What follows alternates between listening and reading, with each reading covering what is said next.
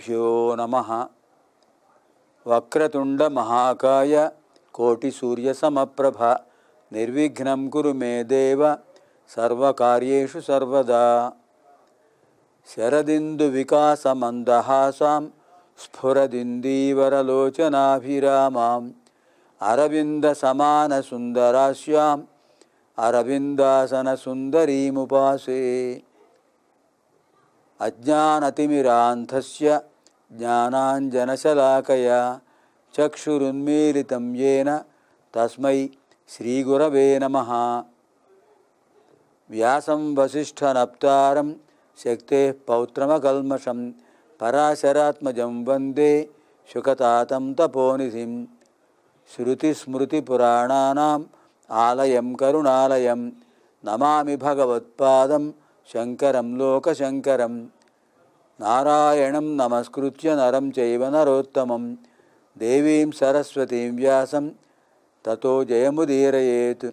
అష్టాదశ పురాణేషు వ్యాసస్య వచనద్వయం పరోపకారః పుణ్యాయ పాపాయ పరపీడనం మద్వయం భద్వయం చైవ భ్రత్రయం వచతుష్టయం అనాపలింగకూస్కాని పురాణాని పృథక్ పృథక్. అష్టాదశ మహాపురాణ అంతర్గత శ్రీ మార్కండేయ మహాపురాణ ప్రవచన కార్యక్రమాయ సంస్కృత భాషా జిజ్ఞాసుభ్యః సందర్శక మహాశయేభ్యः సర్వేభ్యः శుభస్వాగతం. కేయూరాణి న భూషయంతి పురుషం హారా న చంద్రోజ్వలాః న స్నానం న విలేపనం న కుసుమం నాలంకృతా మూర్ధజాః. వాణ్యేకా సమలంకరోతి పురుషం యా సంస్కృతా ధార్యతే క్షీయంతేఖిలభూషణాని సతతం వాగ్భూషణం భూషణం. పఠామి సంస్కృతం నిత్యం వదామి సంస్కృతం సదా ధ్యాయామి సంస్కృతం సమ్యక్ వందే సంస్కృతమాతరం. సంస్కృతస్య ప్రసారాయ నైజం సర్వం దదామ్యహం సంస్కృతస్య సదా భక్తో వందే సంస్కృతమాతరం. సంస్కృతస్య కృతే జీవన్ సంస్కృతస్య కృతే యజన్ ఆత్మానమాహుతం మన్యే వందే సంస్కృతమాతరం. పాణినిం సూత్రకారం చ భాష్యకారం పతంజలిం వాక్యకారం వరరుచిం ప్రణతోస్మి మునిత్రయం. నృత్తావసానే నటరాజరాజః ననాదఢక్కాం నవపంచవారం ఉద్ధర్తుగామः సనకాదిసిద్ధాన్ ఏతద్విమర్శే శివసూత్రజాలం. అక్షర సమామ్నాయానికి ఆద్యుడైనటువంటి నటరాజస్వామి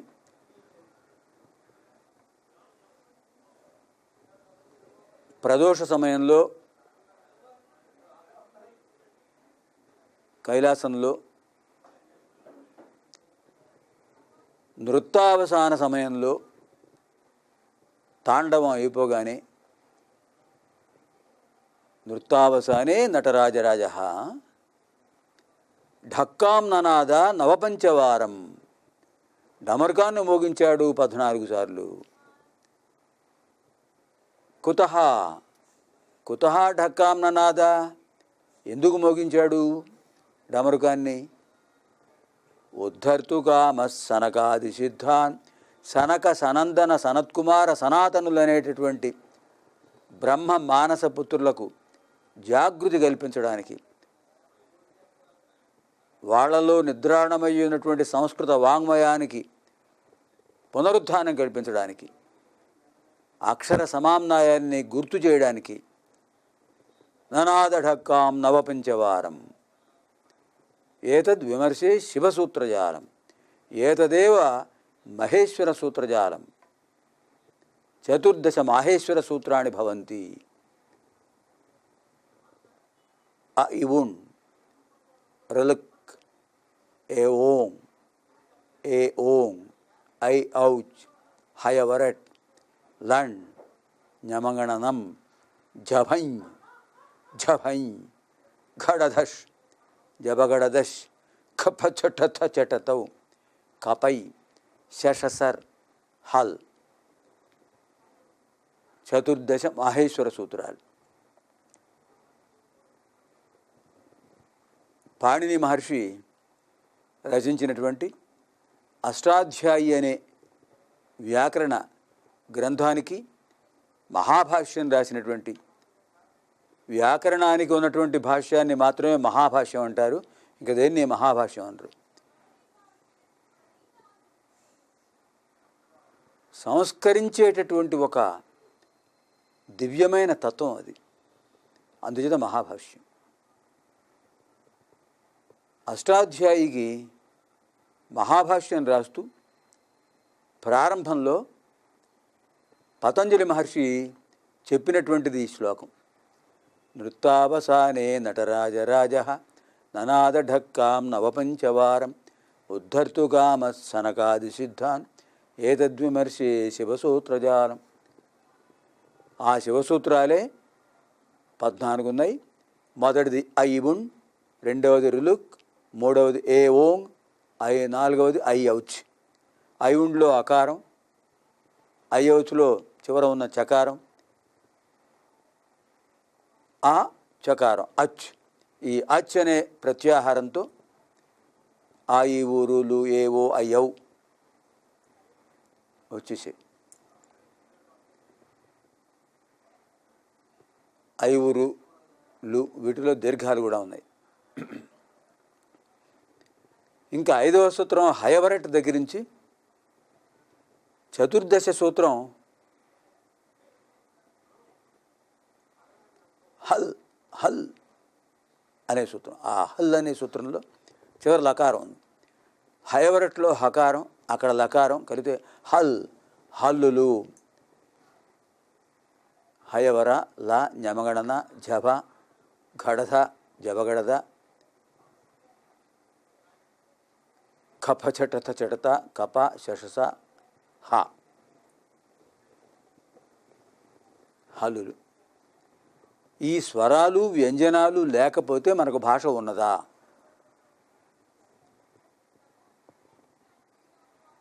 దివ్యమైనది, భవ్యమైనది,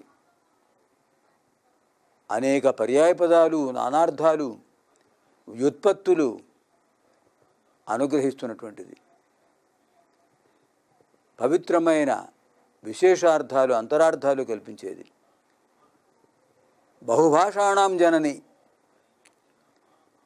అన్ని భాషలకు మాతృక, మిగతావన్నీ పుత్రికలే. ఆ మాతృక పోలికలు పుత్రికల్లో కనిపిస్తాయో లేదు చూడండి ఒకసారి.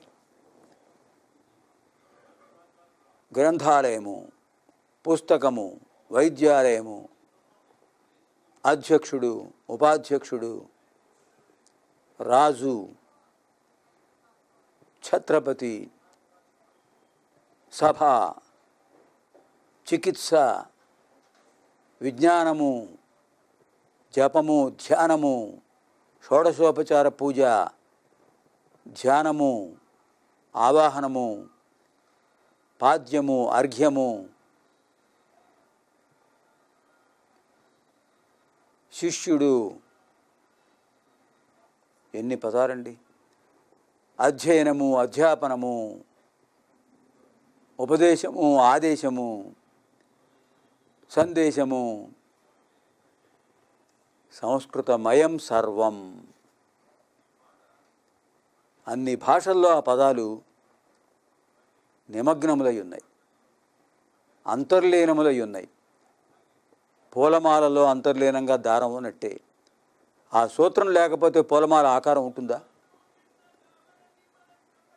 సూత్రం తెగిందనుకోండి, పూలు చెల్లాచెదరైపోతాయి. ఏకసూత్రత కలిగించింది అది ఆ దారం. ఆ దారం లోపల ఉండబట్టే పూలన్నీ ఒక ఆకారంలో కనిపిస్తున్నాయి అందంగా. ఆ సూత్రమే సంస్కృత భాష. అలాంటి వాంగ్మయాన్ని అందించిన నటరాజస్వామికి నమస్కారం చేస్తూ మనం కథాంశంలో ప్రవేశిద్దాం. హ్యః కార్యక్రమే అలర్కస్య మార్గసూత్రోపదేశ మార్గసూత్రత దృష్ట అంగుళీయకే ఇది విశేష అధీత. నిన్నటి రోజున అలర్కుడికి ఉంగరంలో మార్గదర్శక సూత్రం అనేది కనిపించింది అని అధ్యయనం చేశాం. తత్పరిశిష్టాంశ అద్య అధ్యేతవ్య. మిగిలిన అంశం ఇవాళ అధ్యయనం చేద్దాం. మదాలసాదేవి తన కుమారుడికి అలర్కుడికి ఇచ్చినటువంటి ఉంగరంలో కనిపించింది దత్తగాయత్రి మంత్రం. గాయంతం త్రాయతే ఇది గాయత్రి. జపించేవాడిని రక్షించేది కనుక గాయత్రి. ఈ గాయత్రి అనేది ఒక ఛందస్సు. త్రిపద గాయత్రి, చతుర్వింశత్యక్షర గాయత్రి. 24 అక్షరాలు ఉంటాయి, 3 పాదాలు ఉంటాయి. అదే గాయత్రి ఛందస్సు. మనకు ప్రతి ఆదివారం ఉదయం 11 గంటలకు 11 నుంచి 11:30 వరకు, పునఃప్రసారం సాయంకాలం 4:30 నుంచి 5 వరకు ఋగ్వేద అధ్యయన కార్యక్రమం వస్తుంది. చివరి ఘట్టం. దాంట్లో చాలా ఎన్నో విధాలుగా అనేక విధాలుగా ఆవృత్తం చేసుకుంటూ ఈ విషయం చెప్పుకున్నాం. సప్త గాయత్రి, సప్త ఛందస్సులని. మొదటి ఛందస్సు గాయత్రి. పాదానికి 8 అక్షరాలు ఉంటాయి. దాన్ని శ్లోకంగా గనక మనం 4 పాదాలుగా విభజిస్తే 6 అక్షరాలే ఉంటాయి. మామూలుగా శ్లోకానికి 4 పాదాలు ఉంటాయి కనుక ఆ విధంగా మనం పరిగణించినట్లయితే 6 అక్షరాలు ఒక పాదంలో ఉన్నటువంటి ఛందస్సు గాయత్రి ఛందస్సు. ఛందస్సుల్లో అతి ప్రసిద్ధమైనది, మంత్రాల్లో ఎక్కువగా ఉపయోగించబడింది గాయత్రి ఛందస్సు. పాదానికి 6 అక్షరాలు, 4 పాదాల్లో కలిపితే 24 అక్షరాలు. అదే మంత్రంలో రూపొందించినట్లయితే త్రిపద గాయత్రి మాత్రమే అవుతుంది. అప్పుడు పాదానికి 8 అక్షరాలు ఉంటాయి. 3 8 24. రెండవది 7 అక్షరాలున్న ఛందస్సు ఉష్ణిక్ ఛందస్సు. గాయత్రి ఛందస్సు 6 అక్షరాలు అయితే 7 అక్షరాలు ఇంకొక అక్షరం పెరిగితే దాన్ని ఉష్ణిక్ ఛందస్సు అంటారు. ఇంకొక అక్షరం పెరిగితే 8 అక్షరాలు, పాదానికి 8 అక్షరాలు. 4 పాదాల్లో 4 8 32 అక్షరాలు వస్తాయి. దాన్ని అనుష్టుప్ ఛందస్సు అంటారు. ఈ అనుష్టుప్ ఛందస్సును ఋగ్వేదంలో మంత్రాల్లో వాడబడినటువంటి అనుష్టుప్ ఛందస్సును మొట్టమొదటిసారిగా కావ్య రచనకు ఉపయోగించాడు మహానుభావుడు ప్రాచేతసుడు. ప్రచేత మహర్షి యొక్క పుత్రుడు వాల్మీకి మహాముని. అందుకనే ఆయన ఆదికవి అయ్యాడు. ఆదికవి. వేదంలో ఉన్న ఛందస్సులను కావ్యంలో ఎవరూ ఉపయోగించలేదు. ఆ ఛందస్సులో కవిత్వం ఎవరు చెప్పలేదు. మొదటిసారిగా ఆ ఛందస్సులో కవిత్వం చెప్పినవాడు ఆయనే. అంత గొప్ప కావ్యం వెలువడటం కూడా అదే మొదటిసారి. అందుచేత త్రేతాయుగంలో వాల్మీకి మహర్షి రచించిన రామాయణం ఆదికావ్యం. ఆయనకు ఆదికవి అని పేరు వచ్చింది. అలాంటిది అనుష్టుప్ ఛందస్సు. గాయత్రి ఛందస్సు, ఉష్ణిక్ ఛందస్సు, అనుష్టుప్ ఛందస్సు. తర్వాత బృహతి ఛందస్సు. బృహతి ఛందస్సులో 9 అక్షరాలు ఉంటాయి. తర్వాత ఛందస్సు పంక్తి. పంక్తి ఛందస్సు. పంక్తి సంస్కృతంలో పంక్తి అంటారు, తెలుగులో 10 అంటారు. 10 అక్షరాలు ఉంటాయి పాదానికి. అది పంక్తి ఛందస్సు. తర్వాత త్రిష్టుప్ ఛందస్సు. 11 అక్షరాలు ఉంటాయి పాదానికి. తర్వాత జగతి ఛందస్సు. 12 అక్షరాలు ఉంటాయి. ఈ విధంగా 7 రకాల ఛందస్సులు మన ఋగ్వేదంలో మంత్రాల్లో నిబద్ధించబడి ఉన్నాయి. అందులో గాయత్రి ఛందస్సులో అన్ని మంత్రాలు ఉన్నాయి. రుద్రగాయత్రి, లక్ష్మీ గాయత్రి, గణేశ గాయత్రి, దత్తగాయత్రి,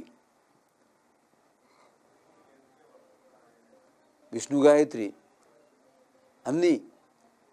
ఇప్పుడు మనకి దత్తగాయత్రి మంత్రం అలర్కుడికి అంగుళీయ పేటికలో అంతర్గతంగా కనిపించింది. కళ్ళకద్దుకున్నాడు. వాళ్ళ అమ్మ ఎదురుగా ఉపదేశిస్తున్నట్టుగా అనిపించింది ఆయనకి.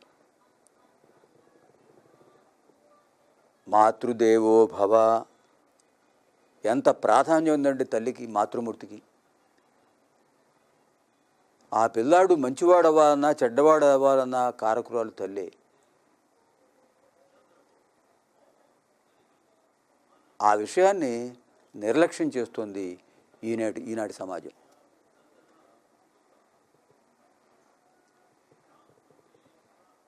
పిల్లల బాగోగులు చూడకపోతే వంశం అంతరిస్తుంది, భ్రష్టు పడుతుంది, సదాచారం పోతుంది, సంస్కారం నశిస్తుంది. ఎంత చదువుకున్నా సంస్కారం లేకపోతే ఏమిటి ఉపయోగం? చదువది ఎంతగలిగిన రసజ్ఞత ఇంచుకలేక. రసజ్ఞత ఉండాలి, అది నాశనమే ఇంకా లేకపోతే.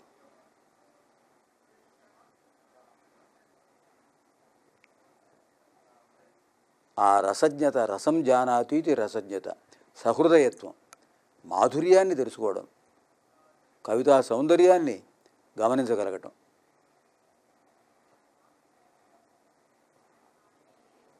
ఆ విధంగా సంస్కారం లేని చదువులు వ్యర్థమైపోతున్నాయి. ధనవంతులు గుణహీనులు అయిపోవడానికి కారణం సంస్కారం లేని చదువే. చదువది ఎంత కలిగిన రసజ్ఞత ఇంచుక చాలకున్న ఆ చదువు నిరర్థకంపు, ఏమీ ప్రయోజనం లేదు. చెవిటివాడి ముందు శంఖం ఊదినట్టు, గుడ్డివాడికి అద్దం చూపించినట్టు, బూడిదలో పన్నీరు పోసినట్టు. సమయం వ్యర్థం, శక్తి వ్యర్థం. చదువది ఎంతగలిగిన రసజ్ఞత ఇంచుక చాలకున్న చదువు నిరర్థకంబు, గుణ సంయుతులెవ్వరు మెచ్చరెచ్చటన్. ఎవరు మెచ్చుకుంటారు సంస్కారం లేని చదువును, ఆ చదువు ఉన్నటువంటి వాడిని కొని? పదనుగా ఉప్పు లేక నలపాకము చేసిననైన, పదనుగా మంచి కూర నలపాకము చేసిననైన, పదనుగా మంచి కూర నలపాకము చేసిననైన, అందు ఇంపదవెడు ఉప్పు లేక రుచి పుట్టగా నేర్చునటయ్య భాస్కరా.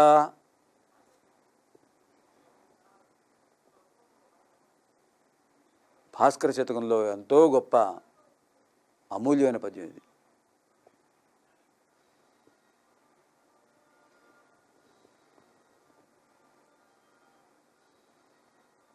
ఆయన ఎంత బాగా చెప్పాడు చూడండి.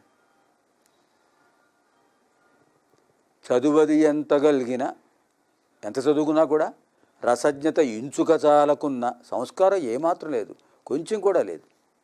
ఆ చదువు నిరర్థకంబు, ఏమీ ఉపయోగం లేదు ఆ చదువుకి. ఇంటికి వచ్చిన అతిథుల్ని మర్యాద కూర్చోమండం చేత కాదు.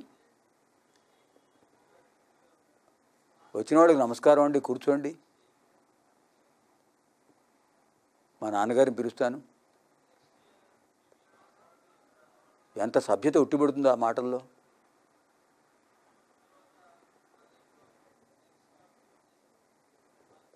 రసజ్ఞత ఇంచుక చాలకున్న ఆ చదువు నిరర్థకంబు, గుణ సంయుతులెవ్వరు మెచ్చరెచ్చటన్.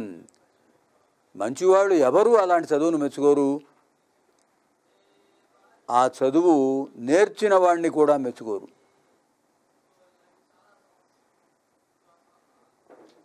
పదనుగా మంచి కూర, కూర బాగుంది, చాలా మంచి కూరే, మంచి బాగా ఉన్నటువంటి దోసకాయలు తీసుకొచ్చారు, లేత ఆనపకాయ తీసుకొచ్చారు, బీరకాయలు తీసుకొచ్చారు లేతవి, బాగుంది, కూర మంచిదే. తోటకూర అప్పటికప్పుడు తోటలో కోసి తీసుకొచ్చారు. పదనుగా మంచి కూర నలపాకము చేసిననైనా. నలపాకం అంటే, పాకం అంటే వంట, నల అంటే నలమహారాజు. నలమహారాజు కలిదోషంతో రాజ్యాన్ని పోగొట్టుకుని ఋతుపర్ణ మహారాజు అనే ఒక రాజు దగ్గర వంటవాడుగా చేరాడు. బాహుకుడనే పేరు మార్చుకుని, రూపం మారింది, పేరు మారింది, వంటవాడుగా చేరాడు. ఒక మహారాజు మరో మహారాజు ఇంట్లో వంటవాడుగా చేరాడండి. కలి ప్రభావం, శనైశ్చర దృష్టి దోషం. వంట చాలా బాగా చేసేవాట. అంతే నలపాకం అంటారు. భీముడు కూడా అజ్ఞాతవాసంలో విరాట మహారాజు దగ్గర వలలుడనే పేరుతో వంటవాడుగా తన మధురమైన వంటలతో అందరినీ ఆనందింపజేశాడు. అంచేత నలభీమ పాకం అంటారు. వంటలు చేయడంలో నేర్పరులు నలుడు భీముడు, ఆ తర్వాత మిగతా వాళ్ళు. అంతే ఇక్కడ ఏం పదం ప్రయోగించాడు ఆయన?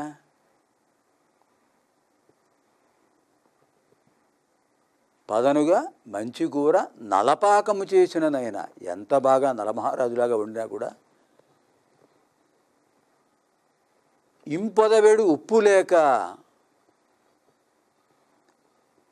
రుచి పుట్టగా నేర్చున్నాడయ్యా. ఉప్పు లేకపోతే, తగిన నిష్పత్తిలో ఉప్పు వేయకపోతే రుచి వస్తుందా? అంతే ఉప్పును రుచి అని కూడా అంటుంటారు. ఉప్పుకు ఒక గొప్ప శక్తి ఉంది, ప్రక్షాళనా శక్తి ఉందిట. మనం ఆంగ్ల భాషలో సోడియం అంటాం. శరీరంలో ఆ లవణ శాతం నిష్పత్తి తగ్గితే అనారోగ్యమే. తగినంత నిష్పత్తిలో ఉండాలి.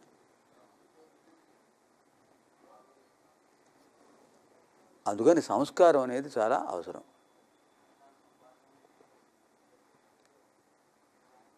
అలర్కుడు సంస్కారవంతుడు గనక తన తల్లి మీద ఉండే గౌరవం కొద్దీ మాతృదేవో భవ అనే భావం ఉన్నవాడు గనక దత్తగాయత్రి మంత్రం చూడగానే తనకు ఉపదేశం తల్లి చేస్తున్నట్టుగా భావించాడు. భావన, యద్భావం తద్భవతి. ధ్యానం చేసేవాడు కదే చెప్తారు గురువులు. నువ్వు ధ్యానం చేసేటప్పుడు ఆజ్ఞాచక్రంలో నీకు ఎవరైతే మంత్రోపదేశం చేశారో వాళ్ళ యొక్క మూర్తిని ఆజ్ఞాచక్ర స్థానంలో ఆ బొట్టు పెట్టుకునే చోట వాళ్ళను ఆవాహన చెయ్యి.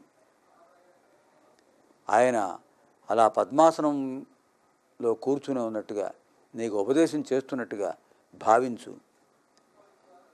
ఆ ఉపదేశానికి అర్హత ఉంటుంది, యోగ్యత ఉంటుంది, ఉపదేశానికి సిద్ధి కలుగుతుంది.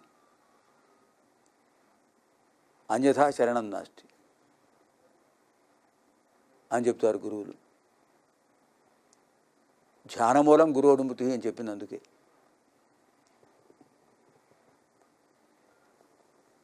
ఆ తల్లిని స్మరించాడు.